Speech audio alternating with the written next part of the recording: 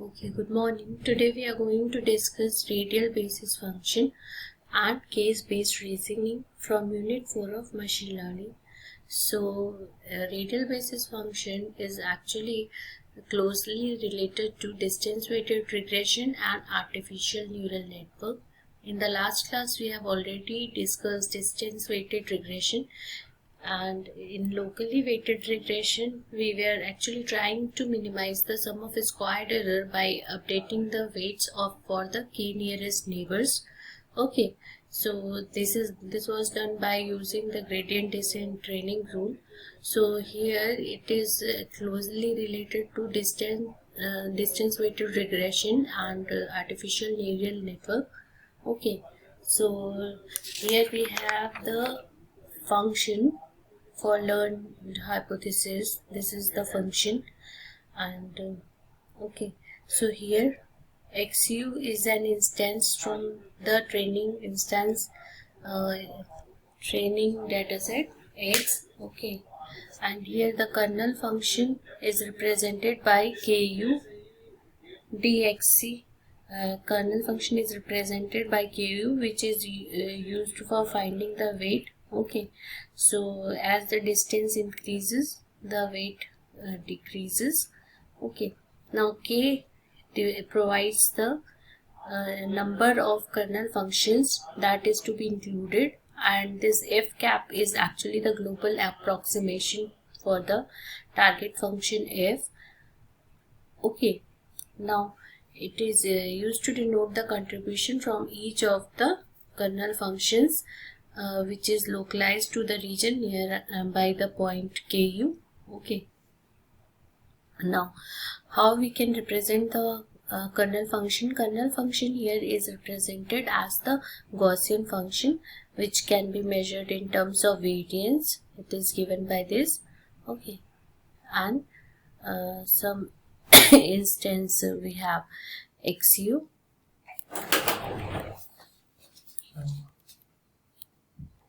Okay, now here RBF network. So here the RBF network is actually trained in two stages. Okay, in first stage the number k of hidden unit is determined. Okay, and in the second stage the weight w are trained to maximize the fit of the network to the training data, that is reducing the global error criteria. Okay, so it is trained in two main stages, and this you can see with the help of the figure. Okay, now radial basis function network actually provides the global approximation to the target function, and which can be represented by the linear combination of many local kernel functions, and the value for any given kernel function is non-negligible only when the input x falls into the region defined by its particular center and width. Okay, now here the network can be viewed as the smooth linear combination of many local approximation to the target function. And what is the advantage of RBF network is, the advantage is that they can be trained much more efficiently than the feed-forward network that was trained with the help of backpropagation. Okay, since here the input layer and the output layer of an RBF are trained separately. Okay, so that was all about the RBF. Okay, now we will discuss case-based reasoning.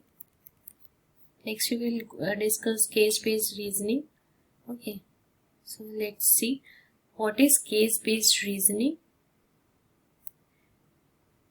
So case-based reasoning is also an instance-based learning method in which the description of instances can be very rich. Okay, and in which the retrieval and combination of cases to solve the current query may actually take help of some knowledge base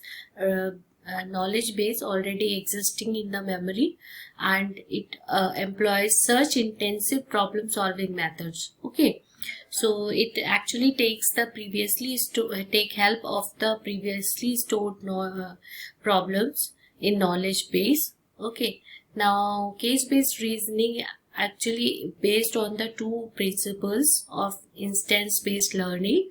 First is that they are also lazy learning method. That means no computation is performed in the training phase, while as soon as some new query instance is encountered, then it is start processing. Okay, and secondly, they classify new query instance by analyzing similar instance, and it actually also ignores the instance that is very different from the given query instance. Okay, so as we have seen in the earlier problems that we used to find the similarity between the query instances on the basis of some distance metric, Euclidean distance. Here also we will consider the similarity between the instances, and but here we will find the see the nature and the structure of the new instance and the already existing instance in memory. Okay.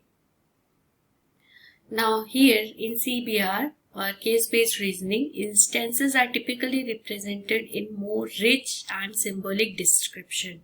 Here we can have some figures, some functional diagrams and so on as a part of instance. Okay, and methods used to retrieve similar instances are correspondingly more elaborate. So here we can have some pictorial representation also in the form of description to instances.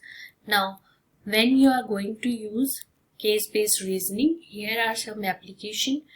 So it can be used when you want to design, you want to create some conceptual design of some mechanical devices, like we have water faucets. So if you want to create some mechanical devices like water faucets, then we can take the help of some stored library of previous designs already in memory. Okay, now it can be applied when we want some reasoning about new legal cases. So we have already previous rulings in our memory, so we can consider those rulings and we can map what are the requirement for our new legal cases. Okay, so next we can use it for solving planning and scheduling problems by reusing and combining portions of previous solution to similar problems. So in this case, whenever we get some new problem, and then we first study the problem specification, then we find the perfect match of existing instances in memory.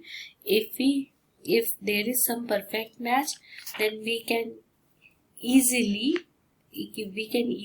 restore that functional description or design of stored instances for our new instance. Okay, and if perfect match is not found, then we will look for some subgraph that is exactly the same as the stored instances, then we can use it. Okay,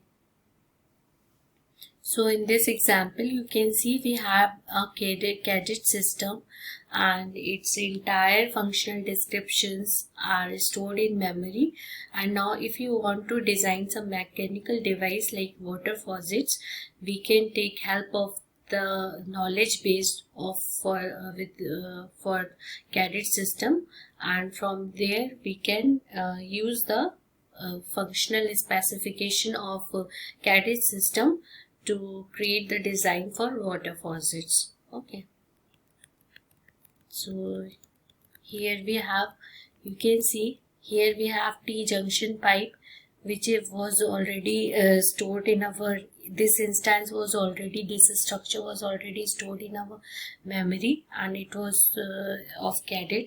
And now we have a new problem to design the this is the structure for water faucets. So we can take the help of the stored case and we can include this design in our new case. Okay,